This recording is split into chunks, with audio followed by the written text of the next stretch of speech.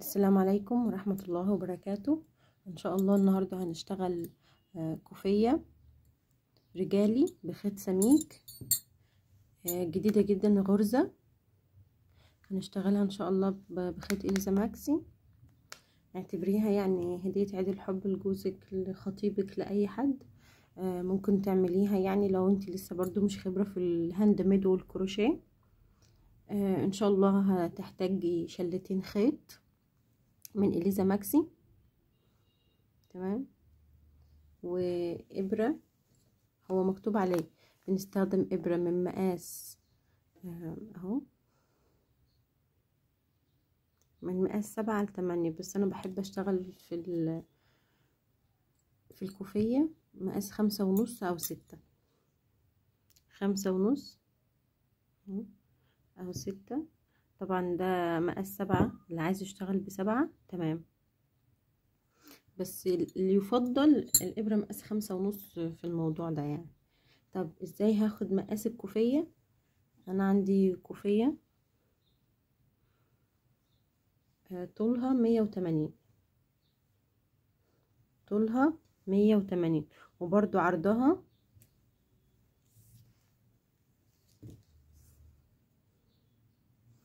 عرضها 10 سنتي. انا عايزة حاجة زي كده، تمام. فيلا بينا نبدأ ان شاء الله. طب انتي مثلا عايزة تعمليها 1.5 متر، تمام. اقل حاجة فيها 1.25 متر، يعني 1.25 متر، 1.5 متر، 1.80 متر. اللي عايز اكتر ماشي براحته، بس مش هيقضي الخيط يعني. ماكسيمم شلتين الخيط دول بيستهلك في 1.5 متر او 1.80 متر، بياخدوا شلتين كاملين.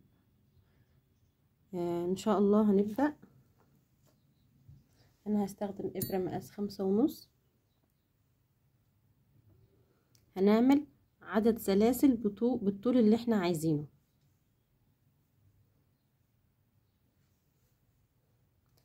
في البداية هنبدأ يعني اللي مش عارف برضو الغرزة، هنشتغل بغرزة منزلقة بس مش كتير، وهنشتغل بغرزة العمود، الحشو، سوري، تمام. يلا نبدأ. بسم الله الرحمن الرحيم. 1 2 3 4 5 6 7 8، وهكذا لحد ما اعمل الطول المناسب للكوفية.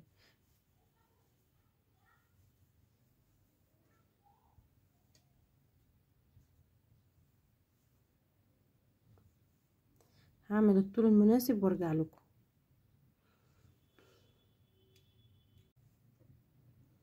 بسم الله. اشتغلت دلوقتي بطول الكوفية اللي انا عايزة اشتغلها، تمام. انا اخترت مقاس 180 متر و80 سنتي. بعد كده هبدأ اشتغل.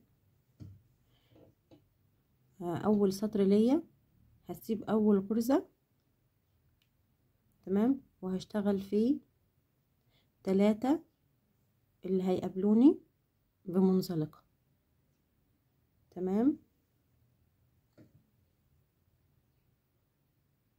يلا بينا. اول واحدة هسيبها، بعد كده 1 2 3 منزلقة. طيب بعد كده هشتغل ايه؟ هشتغل عمود بلفة في كل الغرز اللي هتقابلني، عمود بلفة. بلف الخيط، بسم الله، بدخل في الغرزة، بطلع بيهم كلهم تاني، بلف الخيط اهو، هيقابلوني 1 2 3، بطلع بيهم كلهم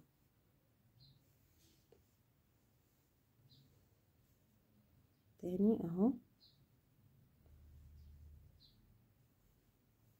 هشتغل عمود بلفة ما عدا ال3 دول اشتغلتهم منزلقة، ودول هشتغلهم عمود بلفة لحد اخر الدور الا 3 غرز. هشتغلهم منزلقة، يعني الناحية دي تبقى منزلقة 3 منزلقة، الجهة المقابلة الطرف التاني يعني هيبقى 3 منزلقة. عايزة تخليهم 4 ماشي. هشتغل معاكم عمود بلفة تاني اهو.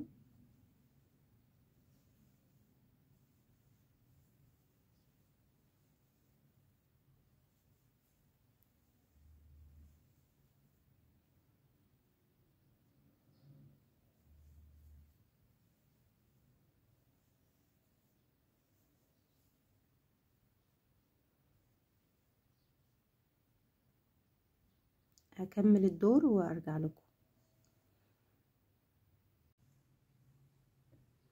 رجعت لكم بعد ما عملت الجزء كله، الطول كله، غرزة العمود بلفة وطول 180 سنتي. تمام. طيب يلا بقى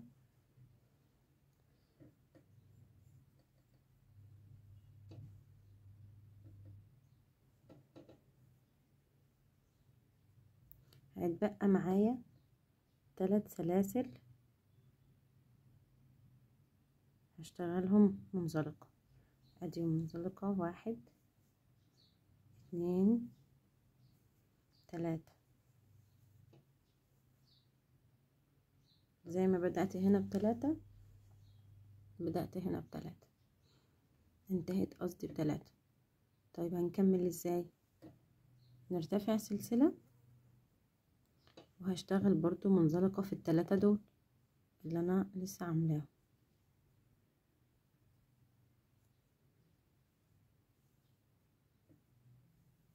ادي 1 في ناحية هدخل الغرزة، ادي 2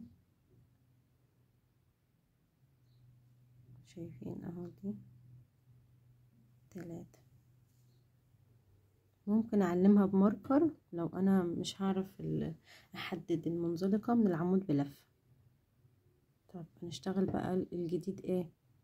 بصوا هنشتغل من ورا، يعني اهو شايفين انتوا ال7 دي ماليش دعوة بيها، هشتغل من ورا. ازاي؟ اهو هلف الخيط، اجي هنا اشتغل عمود بلفة،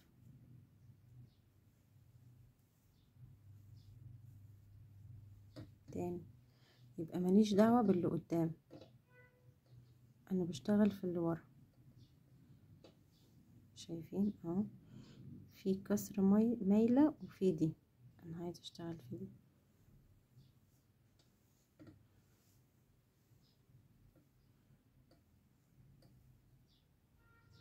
تاني اهو في دي في دي، انا هشتغل هنا.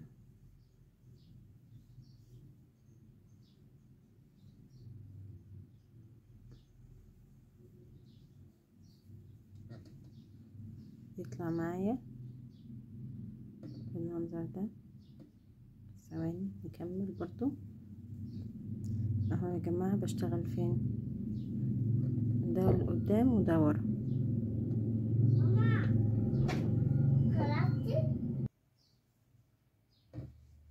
اهو نلف الخيط ونشتغل فين؟ في دي عمود بلف اهو.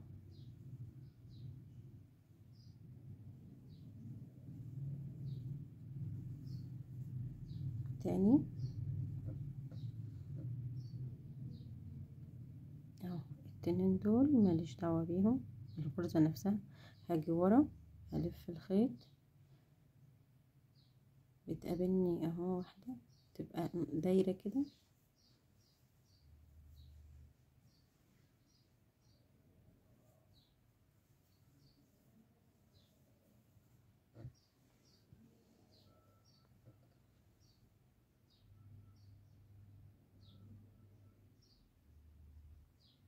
نكمل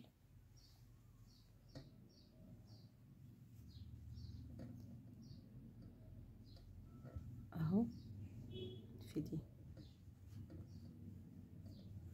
بلف.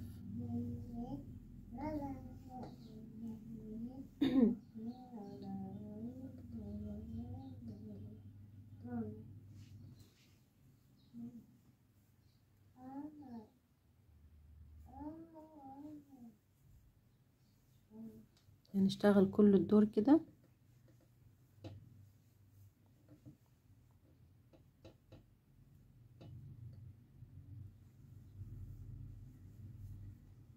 تمام،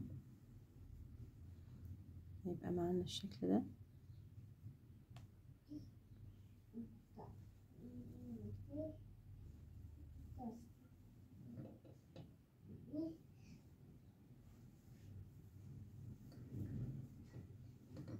هخلص الدور وارجع. انا كنت عايزة اشرح برضو بنحط فين الابرة من ورا، بس احنا قلنا اهو الشغل ده بيبقى من قدام. طب ومن ورا انا بشتغل هنا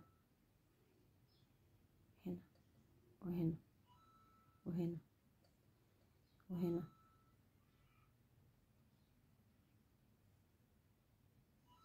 يعني على طول الصف ده بدخل الابرة فما تهش. انتوا شايفين اهو ده بنسيبه. طب ها نشتغل فين؟ اهو في العقدة اللي ورا دي.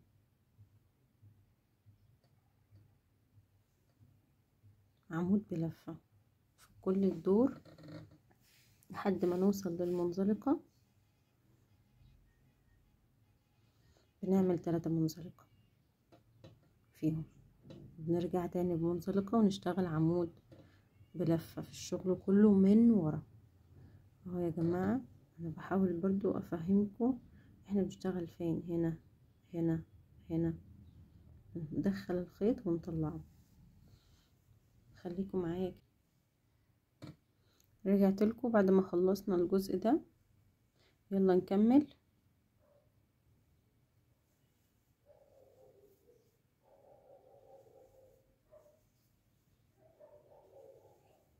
هيتبقى معايا 3 منزلقة. هعمل منزلقة ادي 1 ادي 2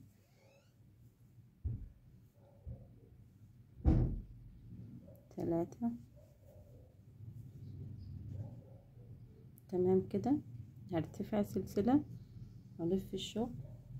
اهو الشغل معايا يا جماعة، ده اول دور يعتبر. هعمل ايه بقى في ال3 دول؟ هعمل منزلقة اهو 1 2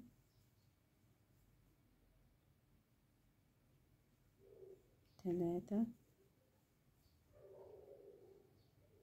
طيب انا حاسة دي مش عاجباني شوية، فانا هشدها. هشد شوية بس اهو، هضيقها شوية اهو. السلسلة اللي برتفع بيها.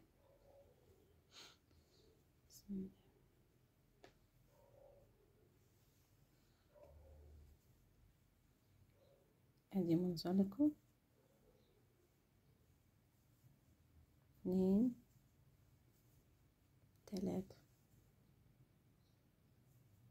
طيب بعد كده انا باخد الشغل احطه على كتفي عشان يبقى اسهل لي يعني. تمام. انا قبل بس ما كده اهو الظهر. بس يا جماعة بشتغل فين اهو، شايفين انا بشتغل هنا وهنا وهنا. العقدة دي في العقدة الثابتة اللي شكل على يعني على شكل دايرة. يا رب تكون واضحة. تاني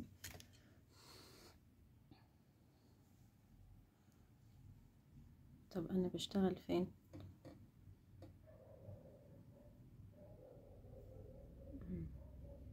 هنا وهنا وهنا وهنا وهكذا. يعني ما بشتغلش تحت هنا، لا بشتغل في الدايرة المدورة دي اهو شايفين الشغل مثلا لو من بعيد بيبقى واضح اكتر. اشتغل هنا هنا هنا هنا وهكذا لحد ما اخلص الدور. تمام. طب تعالي نحط الشغل على كتفنا، بيبقى اسهل ان شاء الله يعني، عشان بيبقى الكوفية طويلة.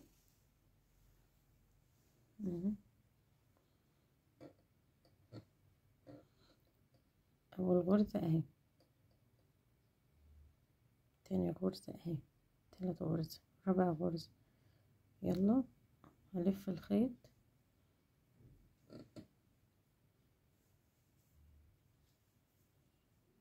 الف الخيط،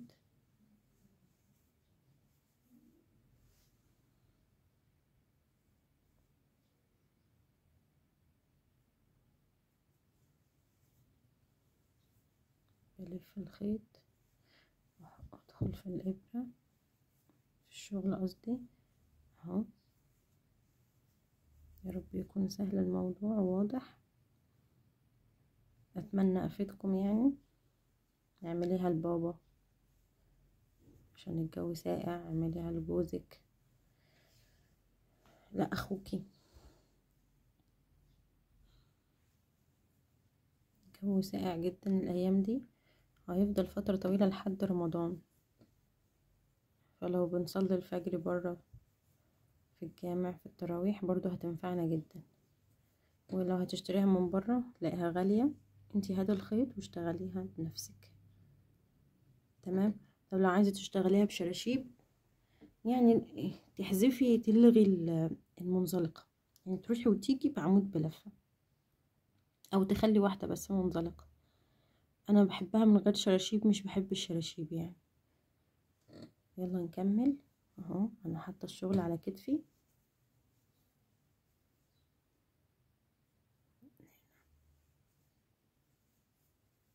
هنا ما بشتغلش خالص قدام.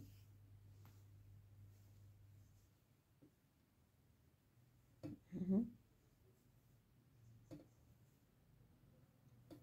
عمود بلفة اهو. اهو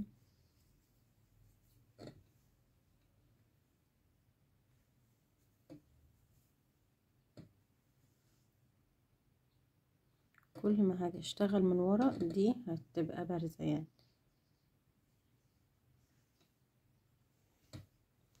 نكمل.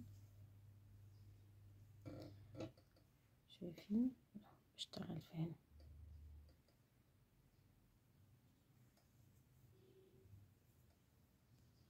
اخلي مقاسات الغرز كلها زي بعض.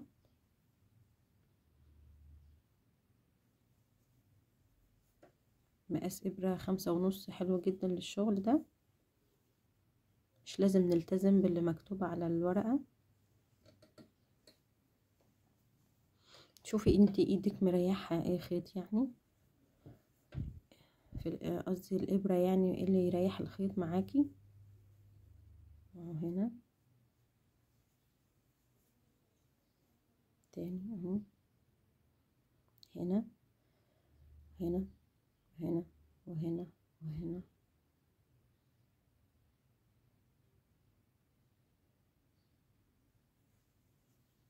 وهكذا لحد ما تخلصي شلتين الخيط.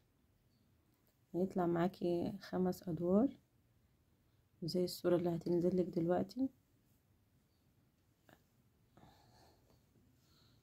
انا ملقتش حد عاملها خالص، وانا كل اللي اشتغلتها له عجبته قوي، فقلت انزل فيديو لشرحها. يا رب ان شاء الله تطبقوها.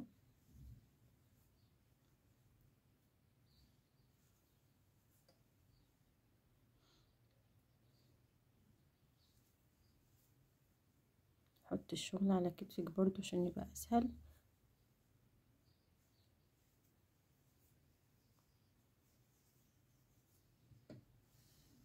تعالوا نشوف كده، دي هتكبر معانا كده. ادي صف، ادي 2، هيبقى ادي التالت لما ارجع بيه. اعملي 5 ادوار او لحد ما يخلص شلتين الخيط معاكي. هما بيطلعوا 5 وهكذا. يعني هنا هنعمل 3 منزلقة وهنمشي على طول. لا عايزة تخليهم عايزة تخلي الجزء ده طويل شوية، الجزء ده طويل شوية، اعملي 7 منزلقة زي في الصورة برضو اللي هتظهر لك دلوقتي. كده انا خلصت الشلة الاولى تمام، وجبت الخيط من قلب بحيث يبقى الخيط. الورقة دي مهمة جدا على فكرة، ما نرميهاش، بنستفيد منها في حاجات كتير تاني، وبتبقى ماسكة الخيط ولحد يعني بيطلع الخيط بسهولة، مش بنحتاج كل شوية نشدها لما بنطلعها من قلب الشلة. انا عملت عقدة عادية اهو، ربطتها، هندريه في الخيط، هندريه في الشغل من جوه. هنكمل برضو بنفس الطريقة لحد ما نخلص الكوفية.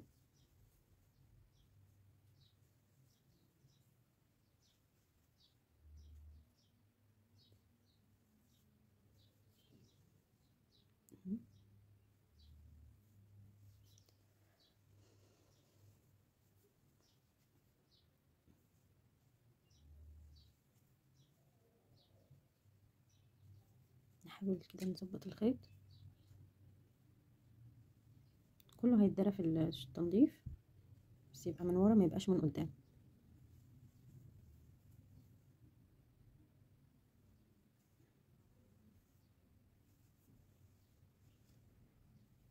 انا معاكم خطوة بخطوة اهو،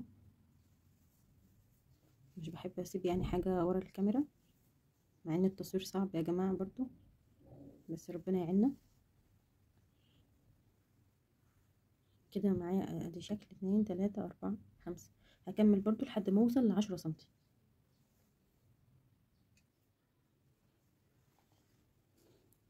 كده انا خلصت جزء كبير من الكوفية، ده وشها كده، الظهر تقريبا يعني هنا شبه التريكو، متماسكة وجميلة. وهنا من قدام اهو غرزة مختلفة محدش اشتغلها قبل كده يعني اهو. هوريكم نشتغل ازاي لما الجزء يكبر. هي نفس الفكرة.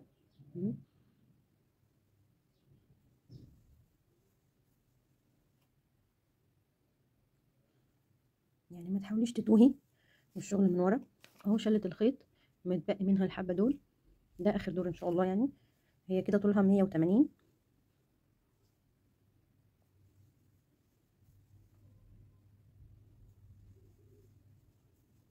اهو. هنا في العقدة دي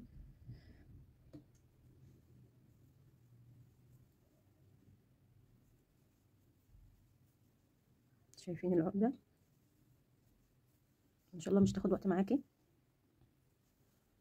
يعني في خلال يوم هتخلصيها لو عدد ساعات متباعدة عشان تريحي ايدك.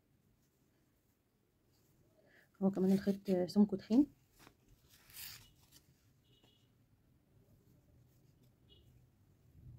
اهو، شايفين العقدة؟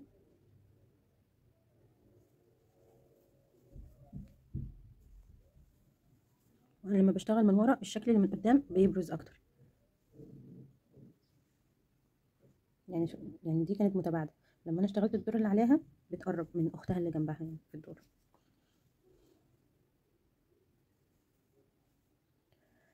بسم الله.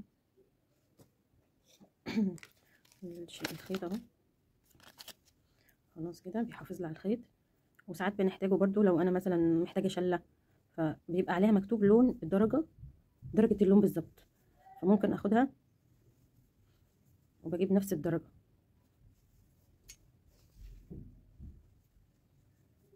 اهو في العقده. الف الخيط سوري واشتغل.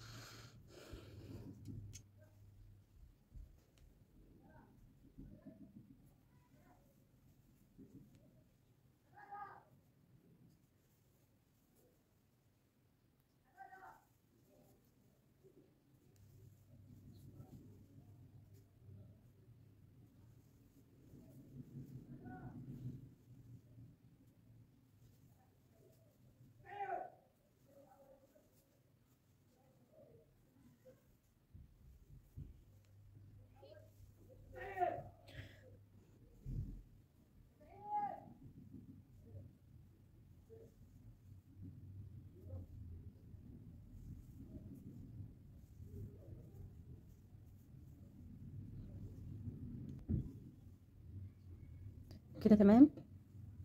هشتغل 3 منزلقة. طيب بعد كده هشتغل اخر دور حشو علشان افرد الكوفية. هي شكلها جميل جدا الحمد لله. يا ريت يا جماعة تقولوا لي عجبتكم ولا لا. تعملوا اشتراك في القناة لان بجد بتعب. اتمنى ان شاء الله يعني اعمل لكم شغل جديد كمان ومختلف عن المعتاد. انا عايزه اخلي يعني هنا، عايزه اخلي شبيه لهنا، فقلت امشي بحشو كامل. الكوفيه عريضه اهو، خدت شلتين كاملين تمام. الطول 180 ولما جيت قستها تاني يعني لقيتها زايده حبه. فيا ريت انتوا بتعملوا عدد السلاسل في الاول. يعني لو عايز تعمليها متر ونص قللي شويه، يعني اعملي 140 سنتي هتطلع معاكي متر ونص. فاهميني؟ اهو حبه الخيط اللي فاضلين خلاص ان شاء الله. يعني اخر دور حشو كله في الغرزه الخلفيه. معلش انا نسيت اقول، هو حشو في الغرزه الخلفيه عشان يبان الشكل عندي.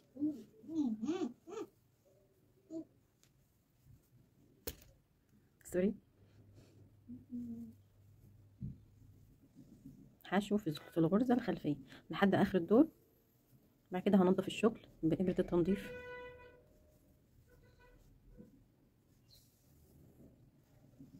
بص الكوفيه اهو جميله الحمد لله.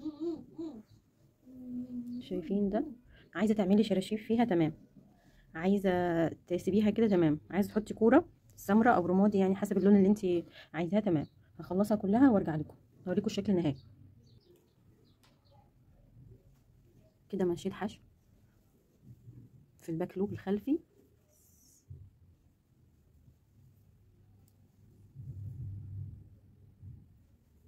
هاجي عند الثلاثه المنزلقه هشتغل منزلقه. ادي 1 ادي 2 3. هعمل غرزه ضيقه قوي هنضف بيها الشغل وهقص.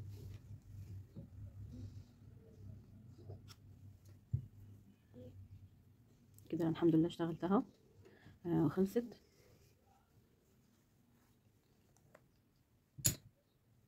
كده اشتغلنا بإبرة 5.5 كوفية خيط إلزا ماكسي. ان شاء الله تعجبك جدا في الشغل. والغرزة زي ما قلت لكم مختلفة. انا هحط اللوجو، لوجو جلد يعني، وهنضف الشغل. وكده الحمد لله خلصت. اتمنى تعجبكم وما تنسوش تدعموني عشان بتعب في الشغل جامد. السلام عليكم.